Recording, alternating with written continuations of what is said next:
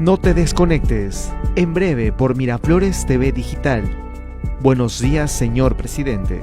Escúchanos de lunes a viernes, de 7:55 a 8:30 de la mañana. Solo por Miraflores TV Digital. Una mirada diferente. Miraflores TV Digital. Cambia su propuesta cotidiana, porque todos nosotros debemos ser escuchados. Ampliando nuestros contenidos en vivo y el desarrollo de la actualidad cultural, política, social, científica y deportiva. Lo que pasa en Perú, en Sudamérica y el mundo que nos rodea. Síguenos en todas nuestras redes sociales. Miraflores TV Digital, porque todos somos comunicadores.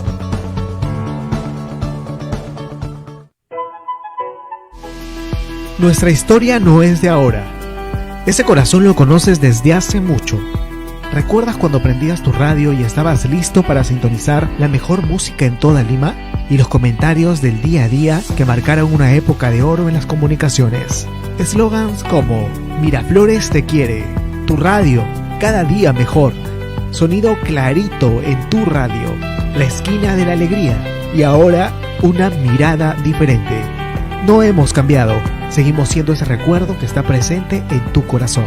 Fundada en 1935, ahora en todas tus redes sociales.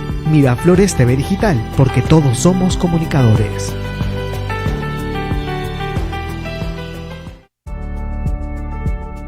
No te desconectes. En breve por Miraflores TV Digital.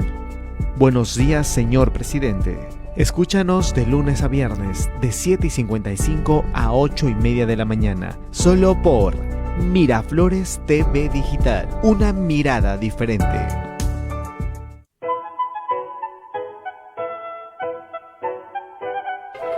Hola, ¿qué tal? ¿Cómo les va? Muy buenos días. Los saluda Ricardo Palma Michelsen desde la plataforma Miraflores TV Digital.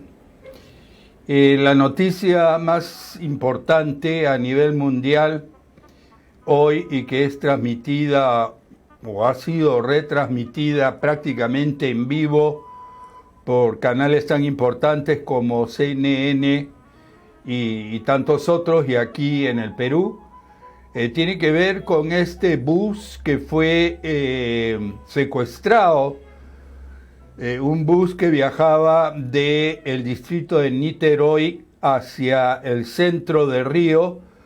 Fue secuestrado por un individuo que incluso llegó a prender fuego a una de las llantas del bus para que éste no pudiera avanzar.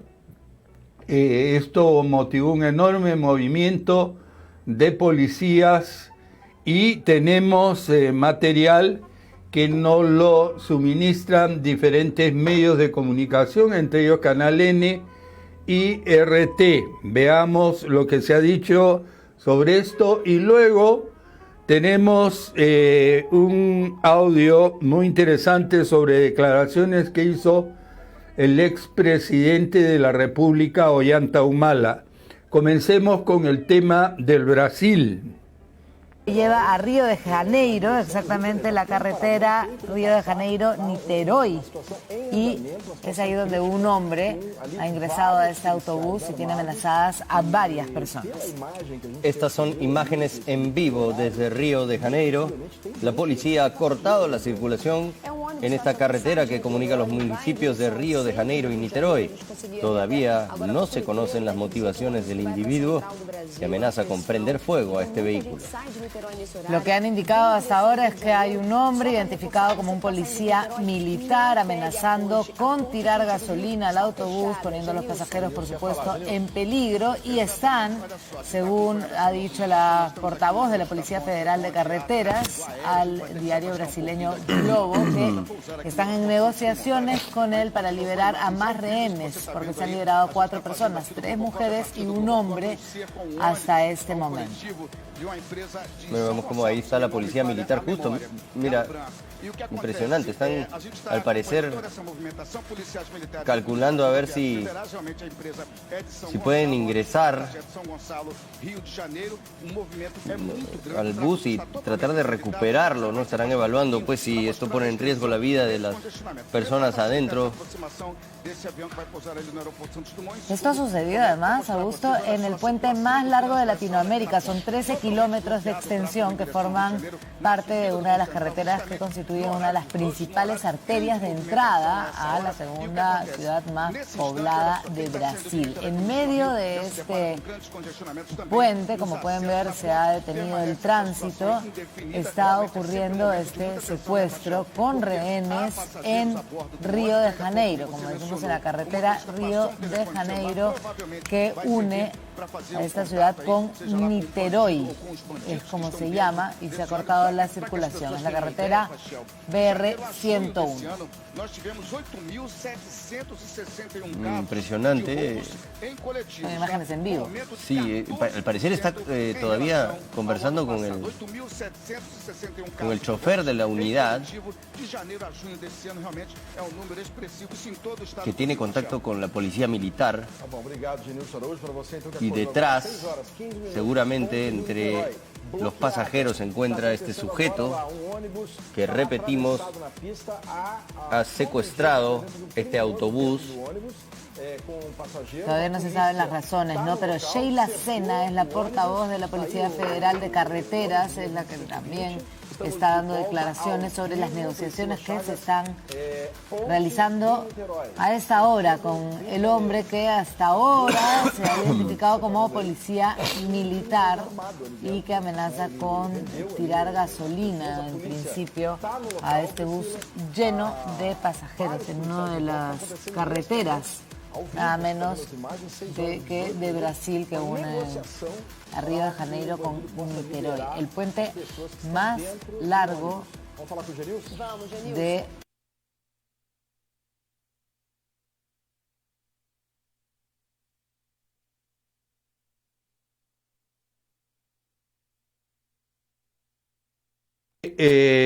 la policía, un policía de las Fuerzas Especiales de Élite del Brasil han logrado dispararle al secuestrador y darle muerte. Un tirador de élite de la policía abatió al hombre que esta mañana tomó más de 30 rehenes en un autobús en el puente Río Niterói en Río de Janeiro, Brasil.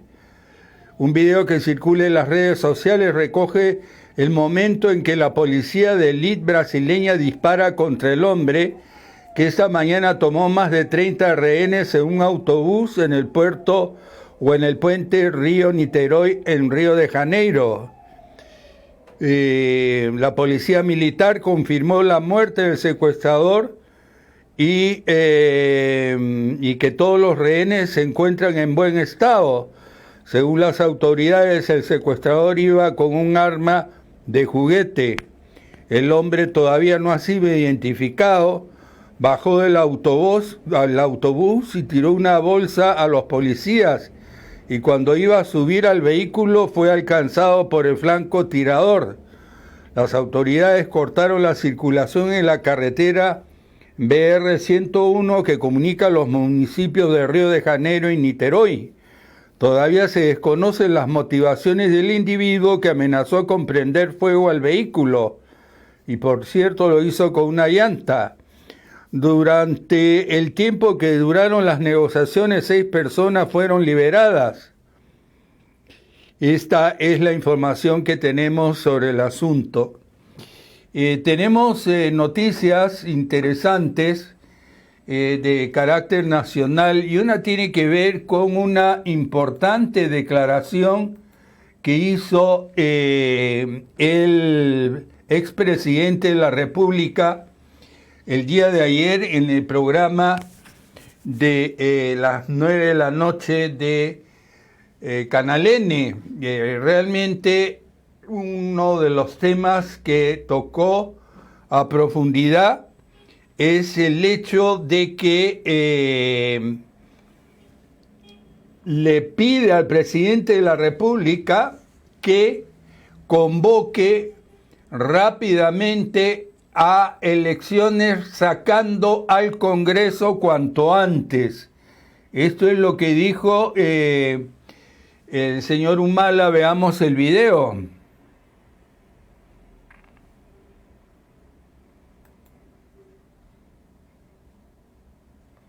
y el Congreso, que se ha agudizado, si se quiere, desde el último pedido que ha hecho el presidente para cambiar la Constitución y adelantar las elecciones a 2020. Revisaba yo su cuenta de Twitter y veía que usted no ha emitido una opinión sobre el tema. Desde 28 de julio por lo menos no lo ha tocado. Así que empiezo para que nos diga en calidad de primicia qué es lo que usted piensa, si es una salida correcta o si es, como piensan algunos, inconstitucional. Bienvenido y gracias de nuevo. ¿Qué tal? Buenas noches. Mira, empezando por el comunicado que has leído, me parece totalmente inapropiado plantear las cosas así, y más aún en un gobierno, una gestión tanto del Parlamento como del Ejecutivo que ya están entrando, digamos, a la recta final, más aún si hay un pedido de adelanto de elecciones.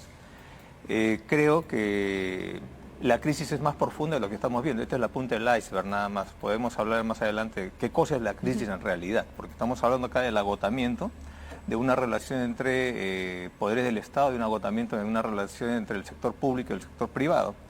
Pero yo creo que ya el presidente manifestó su disposición para renunciar, acordar el mandato, y es lo que está pidiendo al Congreso. Creo que en un contexto en que la economía está paralizada, que estamos viendo que el crecimiento es mínimo, donde está aumentando nuevamente la pobreza, entre otros temas más, creo que la salida viable es el adelanto de elecciones. Tal vez eso así no lo vean algunos congresistas, pero los partidos políticos deben entender que esto es lo que le conviene al país. No necesitamos un presidente popular si eso va a dañar al país, ni necesitamos un Congreso que no tenga una aprobación, una aceptación ciudadana, si eso va a dañar al país. Entonces, yo creo que el presidente ya planteó las cosas, más aún con el comunicado del presidente del Congreso, totalmente desubicado. Entonces yo creo ¿Cree que le ha faltado respeto, como han dicho algunos congresistas oficialistas, a la investidura del presidente Vizcarra? ¿Hasta eso podríamos decir? Bueno, digamos que el mismo presidente del Congreso decae en su imagen al entrar a un cara a cara de esta manera con el presidente de la República. Pero más allá de eso, yo le recomiendo al presidente Vizcarra, ¿no?, que ponga una fecha límite al Congreso, porque el Congreso con lo que estamos viendo va a ser resistencia pasiva al pedido de adelanto de elecciones. Y como va a ser resistencia pasiva, le va a dar el referéndum probablemente en marzo, cuando tengamos ya un proceso tal vez mediocre, un proceso electoral mediocre. Entonces, que le ponga una fecha y si no, que haga una cuestión de confianza y cierre el Congreso. Eso es lo que le corresponde. Cuestión de confianza, claro, que tendría que negarle el Parlamento para proceder al cierre. Así es, ¿no? Y tiene que plantear las cosas de tal manera que el Congreso o permite el adelanto de elecciones o el presidente cierre el Congreso. Es el mismo consejo que se lo di al presidente Kuczynski al inicio de su mandato, cuando la correlación de fuerzas era abismalmente superior de la oposición, ¿no?, en este caso del fujimorismo. Y bueno, en estos casos una salida radical es lo mejor, ¿no? ¿Conversó con Kuczynski respecto a la posibilidad de disolver el Congreso? Yo le propuse eso, cuando en las conversaciones que tuvimos para el relevo de mando, la transferencia de mando, le dije, hablamos de que este era el cuarto gobierno democráticamente electo y que rompíamos un récord en la vida republicana del país. Y que esto no es como un relevo de postas donde uno entrega el testimonio y ya descansa, ¿no? Uno tiene que continuar cuidando que este proceso de cara al bicentenario se lleve de la mejor manera. Lamentablemente el presidente Kuczynski pensó en una fórmula más light, digamos, y pensó en que podía jalar a congresistas de la bancada fujimorista a través de proyectos, etcétera, y que ya vimos en qué terminó todo esto, en una vacancia, ¿no? Entonces, renuncia. Hoy día, tienes razón, en una renuncia, ¿no?, con sabor a vacancia, ¿no? Y en este caso, si bien ya estamos en la recta final del gobierno, pero el presidente dice que está escuchando en todo el país que lo que le están pidiendo, entonces yo digo, ¿qué espera para ejecutar lo que le está diciendo el pueblo peruano, ¿no? Más aún, si por lo que estamos viendo el Congreso no da muestras de reaccionar de acuerdo a la situación que estamos viviendo, y en muchos casos están pensando en el individualismo, los intereses, etcétera, ¿no? Entonces, eso es lo que hay en este momento. ¿Lo habría hecho usted de estar en el lugar de Martín Vizcarra? Claro que sí, yo hubiera querido tener esta oportunidad. Lo que pasa es que en la situación de nosotros no hubo el momento para cerrar el Congreso, a pesar que nos censuraron un gabinete. No estaba la población demandando el cierre del Congreso como están ahora, no estaba la crisis que se veía, el tema de los cuellos blancos, el tema de las componendas abiertas que hay como se ve hoy día en el Congreso tratando de tapar actos de corrupción. Me está diciendo que usted no tuvo motivos para cerrarlo. Lo que le estoy diciendo es que no solamente no hubo los motivos, sino no hubo el momento. El momento. ¿A qué se refiere con el momento? ¿Al clamor popular? La crisis general. Acuérdese que en nuestro gobierno teníamos estabilidad política, teníamos una economía en crecimiento, a pesar de que en el 2014 el precio de los minerales se habían caído. Por eso es que Anglo American no invirtió en Moquegua, porque no había, para ellos resultaba antieconómico. Habíamos rescatado a más de 1 millón de peruanos, de familias peruanas de la pobreza. Habíamos creado el MIDIS, el Ministerio de Desarrollo e Inclusión Social. Habíamos creado más de 30 programas sociales, habíamos modernizado las Fuerzas Armadas, habíamos dejado proyectos en marcha. Entonces, en nuestro gobierno la coyuntura era distinta. Si usted compara a este gobierno, dígame, ¿qué puente lo han iniciado y lo han terminado ellos? Siquiera un puente.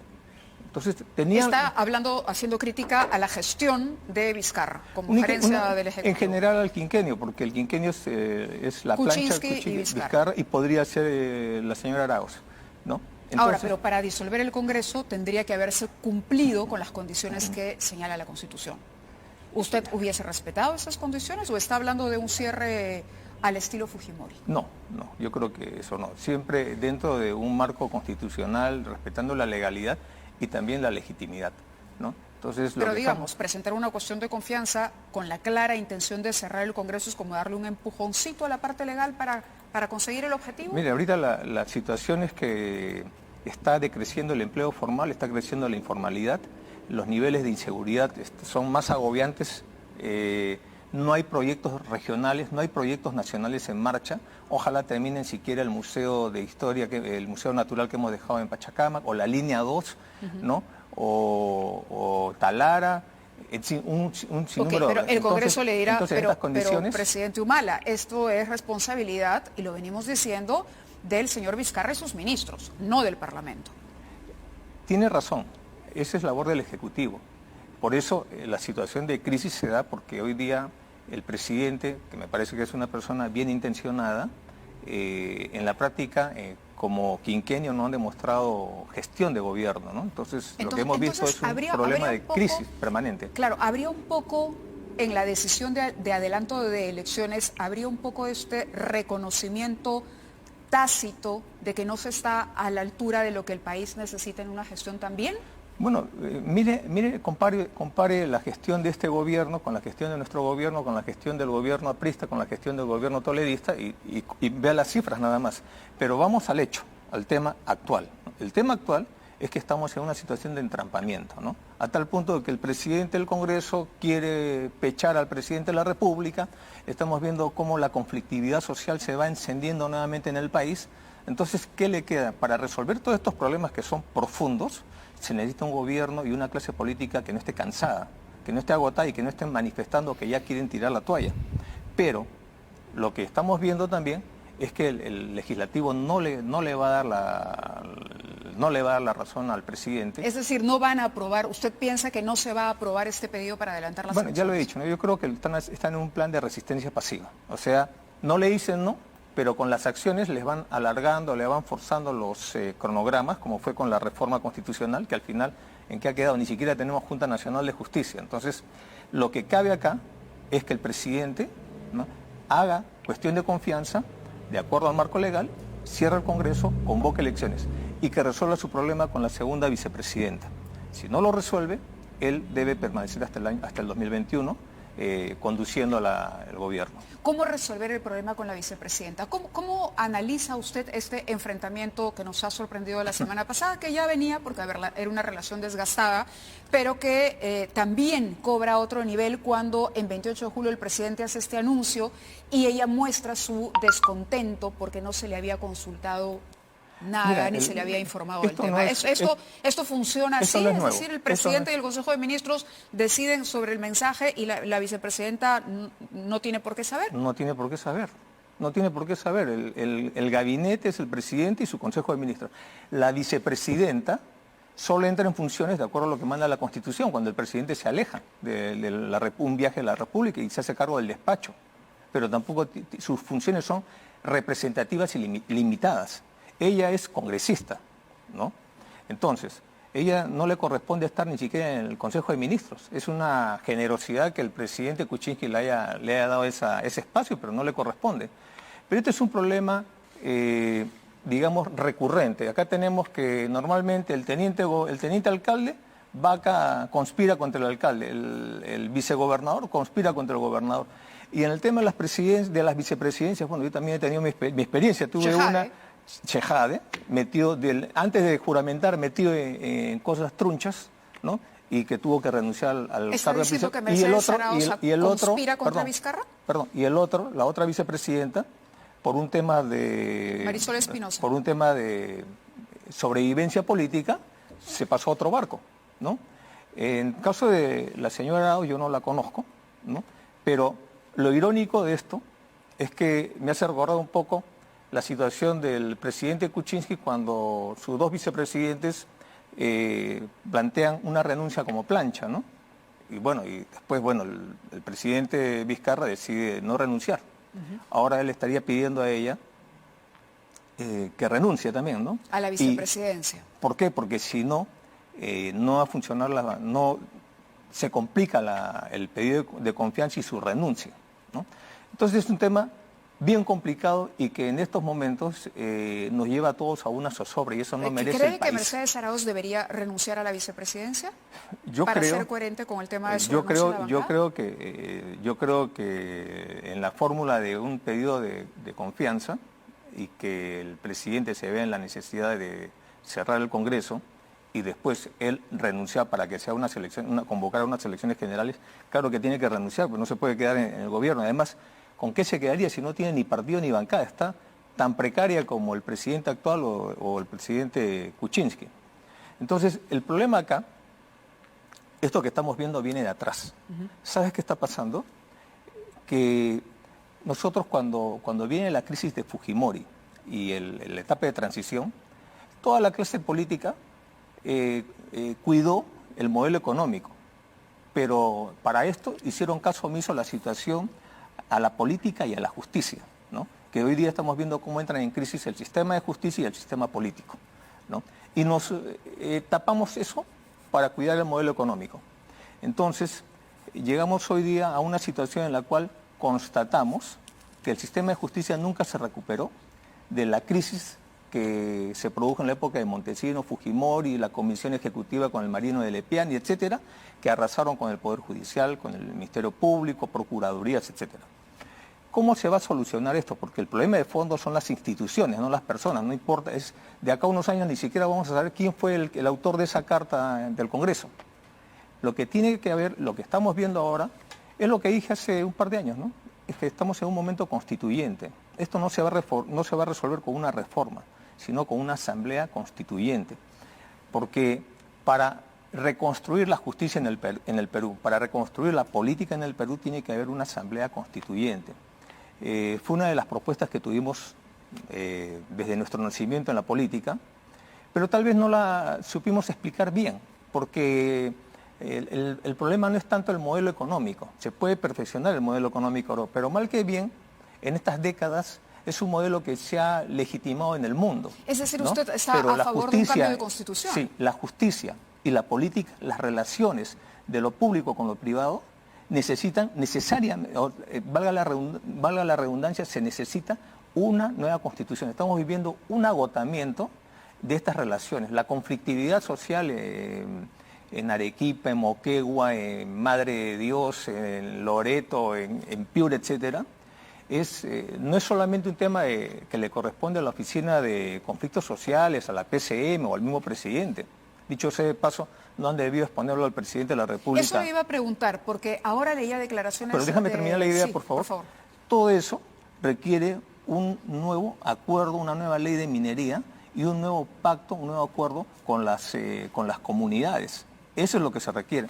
Entonces, hablar, por ejemplo, de la propiedad, a quién pertenecen los recursos naturales, al Estado, que representa a la nación, o al que los extrae, es una discusión constitucional, no es una discusión de leyes, ni de reglamentos, ni de directivas, ¿no? Entonces, sí estamos llegando a una situación en que tenemos que entender que lo que el Perú necesita es una nueva constitución. Una nueva constitución. Así es. Ahora, le preguntaba por el tema de los conflictos y el presidente Vizcarra el día de hoy ha dicho que de alguna manera ha reconocido, ¿no?, un retraso. Dijo, podemos estar retrasados, pero eso no significa que no estamos avanzando. Y me imagino que lo hace en atención al tema de Tía María. Ahora, ¿cómo juzga el comportamiento del presidente y estos audios? Hay voces en el Congreso que dicen que esto es más que suficiente para que proceda un pedido de vacancia presidencial. ¿Considera esa la figura? No.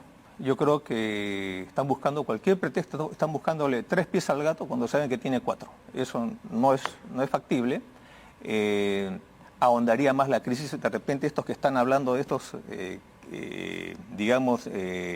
extremistas del Congreso, que están planteando esto por desesperación, para tratar de tener una prenda para negociar con el presidente, no se dan cuenta de todo el costo que ha traído la vacancia o la renuncia de un presidente, ¿no? Quieren, o sea, no han aprendido, quieren sacar a otro presidente, eso no lo va a aguantar el país.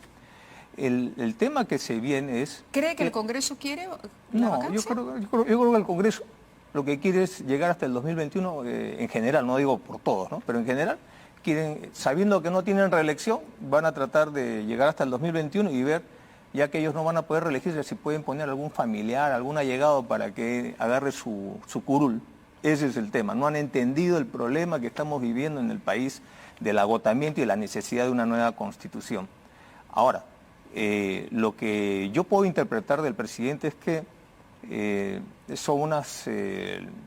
habría que escuchar todo el contexto, pero da la impresión que el presidente no quiere, se siente ya de salida y no quiere ganarse más pleitos. Bueno, por eso le decía... ¿Ese es un comportamiento adecuado en un presidente? No, pero tampoco es para motivo causal de vacancia. Puede tener muchas explicaciones el presidente. También estamos hablando de que son dirigentes con los cuales él ha trabajado, ¿no? Entonces, probablemente no lo ha dicho en la forma como han sacado los audios, porque no han sacado todo el audio, solamente han sacado unos pedazos. Y en ese sentido, yo no haría una crítica frontal al presidente. Creo que el presidente no han sido frases felices. Creo que el presidente debe, como se dice, hasta el último día, debe seguir trabajando con el mismo empuje. El problema que tenemos, y él lo sabe... ¿Y usted siente que él está ya, que no quiere ganarse problemas y más bien patear para que el conflicto lo solucione? Bueno, de hecho, eso es lo que demuestran los audios. Un presidente, como usted ha dicho, el presidente es hasta el último día que esté en Palacio de Gobierno, es presidente. Claro, ese es el problema de esta actitud que denota en los audios, ¿no? Pero probablemente tenga muchos comentarios que se puedan decir. Por ejemplo, acá en el Perú la cultura es que no hay continuidad. El que entra deshace lo que hizo el saliente porque cree que si continúan las obras del saliente le hace campaña. Ajá. Entonces, el presidente viene de ser gobernador regional de Moquegua. Yo he trabajado con él, yo era presidente, él era gobernador regional, hemos trabajado bien, ¿no? Pero yo he visto, porque en mi periodo de gobierno hubo el relevo. El que entró comenzó a paralizar las obras del presidente. ¿De Vizcarra? Claro, cuando deja la gobernación. Claro, cuando deja la gobernación, ¿no? Yo leí a Moquegua, leí 3 obras que él me pidió. El financiamiento completo. Martín Vizcarra. A Martín Vizcarra, que era... Además yo trabajaba en Moquegua, yo quiero Moquegua. Mis primeros pininos en el ejército han sido en Moquegua, ¿no? En el GAC3, en el cuartel Mariscal Nieto. Entonces le di el hospital, el financiamiento completo del hospital. Ojalá que lo hayan terminado, pero el año pasado que fui a Moquegua no estaba terminado, estaba al 98%, algo así. Un proyecto de irrigación de las Pampas de Hilo, que por un tema de toponimia le cambiaron el nombre. Y la carretera que une Moquegua con Arequipa por la zona altoandina, por Omate. Todo eso esos proyectos hasta ahora no los terminan. O sea, tenemos que ir a una... Perdón, lo que quería decir es que como no hay continuidad, el presidente probablemente también... ¿no? Y vámonos a otro tema. Y eso es un error, ¿no? El presidente del Congreso, Pedro Lachea, le ha dicho al presidente de la República: señor Vizcarra, no tenga miedo de gobernar. El enfrentamiento entre los dos poderes del Estado parece ser una historia sin fin. Ayer se escribió un nuevo capítulo cuando el presidente legislativo enfrentó a Vizcarra por el adelanto de elecciones. 2 ministros de Estado le respondieron. Esto es de nunca acabar, digo yo. Pese al lento avance de la reconstrucción, los conflictos sociales y los problemas económicos que vive el país, ayer una nueva historia de los enfrentamientos entre el Congreso y el Ejecutivo se escribió en los pasos perdidos del Parlamento. Tras el proyecto del gobierno para adelantar las elecciones y las declaraciones del presidente Martín Vizcarra contra el legislativo, en las que incluso cuestiona la lentitud con que se maneja el debate, ahora le tocó el turno de responder el golpe al titular del Congreso, Pedro Olaechea. La cabeza del Parlamento, luego de una rápida instalación de la comisión permanente, dio una conferencia para dirigirle un mensaje directo al jefe de gobierno. No tenga miedo a gobernar, le dijo, el Perú está primero. Le dijo junto a los vicepresidentes Karina Beteta y Salvador Eresi. El tema Tía María también estuvo presente en su pronunciamiento, en el que a lo largo del mismo resaltó el respeto al marco constitucional. En ese sentido exhortó a Vizcarra, al presidente Vizcarra, a que se rectifique públicamente por sus expresiones en los audios sobre el proyecto minero. Recientemente se conoció una conversación del mandatario con autoridades en Arequipa, en la que, entre otras cosas, se le escucha decir lo siguiente, comillas, si quedamos, sacamos un documento en ese sentido para revertir la licencia de construcción de Tía María y en un mes, si ven que yo no cumplo, ahí hagan una medida radical. Para el presidente legislativo es irresponsable alentar el enfrentamiento entre peruanos. Invoco al presidente a rectificar públicamente las expresiones que se escucharon en los audios que hemos conocido desde hace poco, en la que el jefe de Estado sugiere como solución a las demandas de ciertos grupos la toma de medidas radicales. Resaltó. Eso no es todo.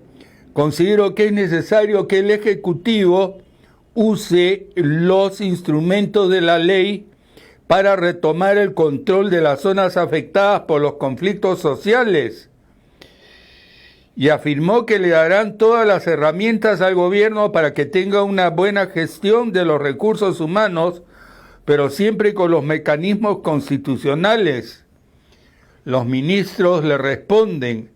Luego de conocerse este discurso, Perú 21, dice el periódico, consultó a 2 ministros, a la titular de la mujer Gloria Montenegro, y afirmó que las palabras de Olaechea, ella, Gloria Montenegro, se contradicen, pues en su primer discurso como presidente del Congreso dijo que quería trabajar junto con el gobierno.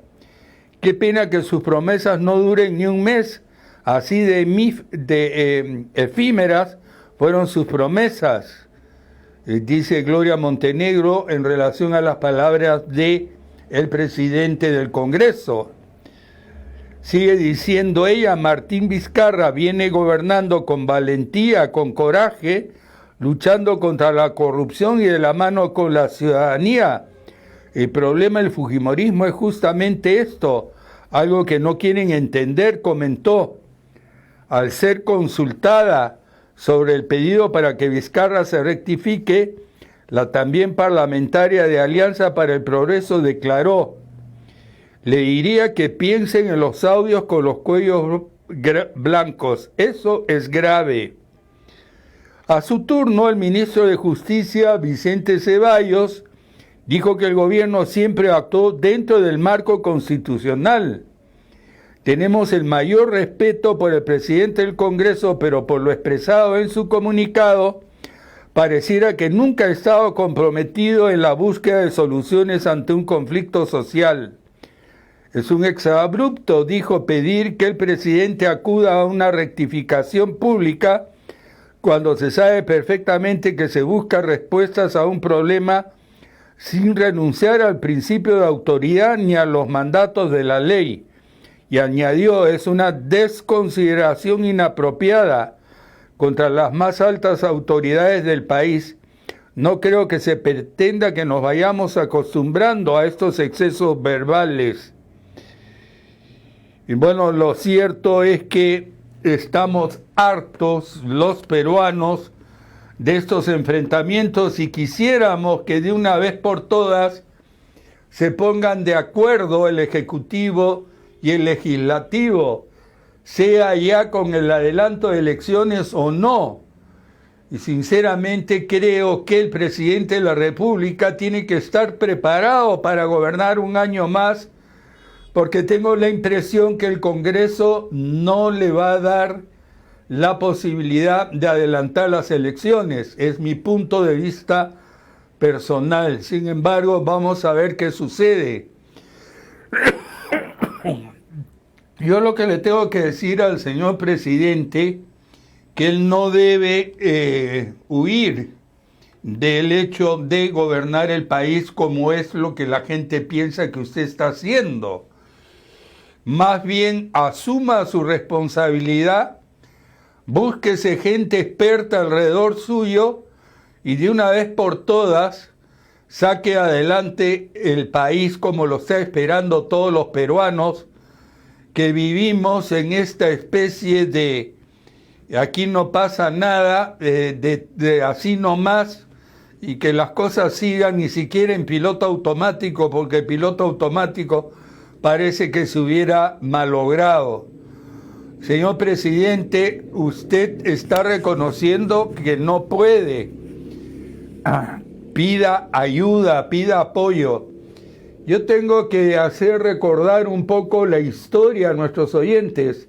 Hemos tenido gente menos inteligente y menos capaz gobernando este país, pero con la suficiente capacidad de reconocer sus propias debilidades y conseguir ser apoyado por gente muy capaz y tener excelentes ministros que compensaron las deficiencias personales de quien gobernaba. Y es un caso típico el de Alejandro Toledo, para citar lo que hoy vemos como un buen gobierno. Bueno, leamos los titulares de los periódicos. La República: Olachea usa caso Tía María para enfrentar a Vizcarra. Mientras el Congreso sigue sin debatir el proyecto de adelanto de elecciones, junto a Salvador Heresi y Karina Beteta, titular del Congreso, exige al presidente rectificar de lo que dijo en diálogo con autoridades de Arequipa. Además, le advierte que no tema gobernar. Congresistas y analistas coinciden en que Olachea defiende intereses empresariales, no de las mayorías, y busca evitar discutir reformas propuestas por el Ejecutivo.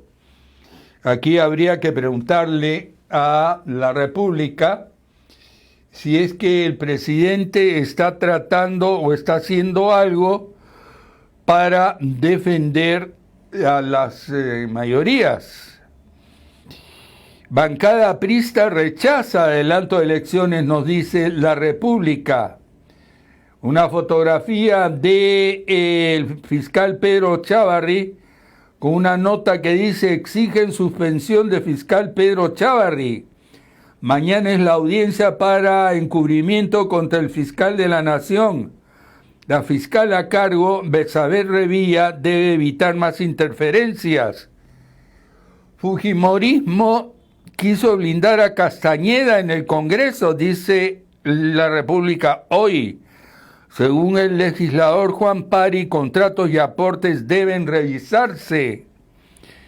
Odebrecht: 6 investigaciones más pasan al equipo especial de fiscales.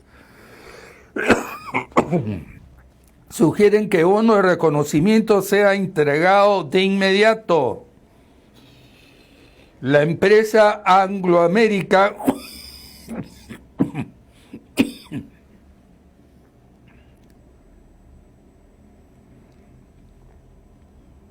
pide disculpas y espera recuperar confianza de Moquegua. Reportan 2 casos más de feminicidios en La Libertad y Huaral.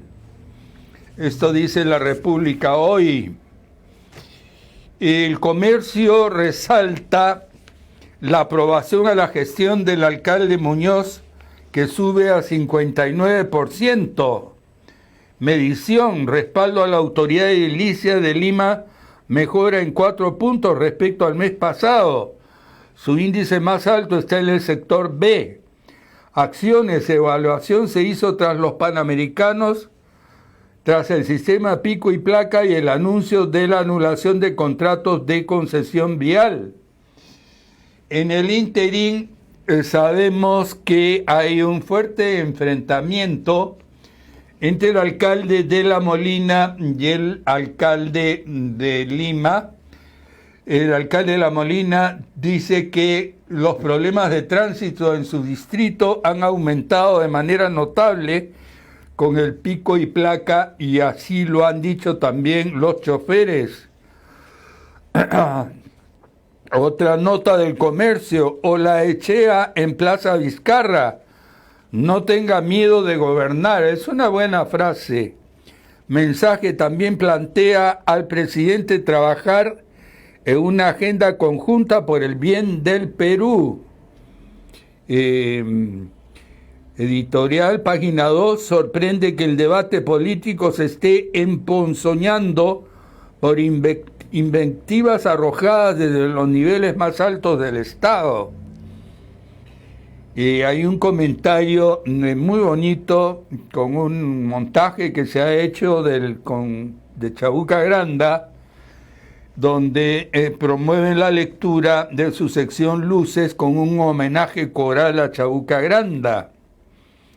Las productoras Susana Rocarrey y Mabela Martínez revelan los esfuerzos para concretar este nuevo tributo a la compositora criolla. Críticas en Fuerza Popular. Alejandra Aramayo dice que Rosa Bartra no es muy dialogante. No es, pues. Acuerdan suspender por 72 horas protestas en Moquegua contra el proyecto minero Quellaveco. Absolven a una salvadoreña que había sido condenada a 30 años de cárcel acusada de aborto. Ella fue violada. Esto es en San Salvador. Trump propuso un bloqueo naval para presionar al régimen chavista. Buques en las costas, medida para impedir el ingreso de bienes, iba a durar 1 año y medio. Funcionarios de defensa de Estados Unidos se opusieron. Esto nos cuenta El Comercio.